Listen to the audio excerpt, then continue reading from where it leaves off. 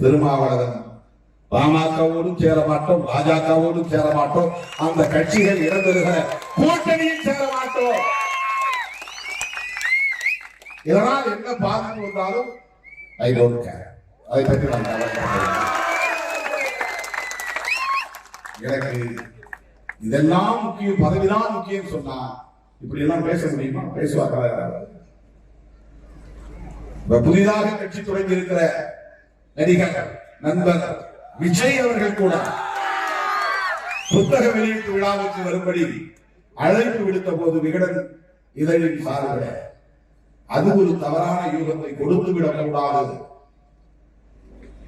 நாம் இருக்கிற அணியில் தொடர வேண்டும், அப்படி ஒரு குழப்பத்தை ஏற்படுத்தி விடக்கூடாது, அதன் மூலம் நாம் இருக்கிற அணி பலவீனப்பட்டால் பாரதிய ஜனதாவுக்கு சாதகமாக அரசியல் சூழல் மாறிவிடும் என்பதையெல்லாம் யூகித்து அந்த விழாவை புறக்கணித்தவர் திருமாவளவன்.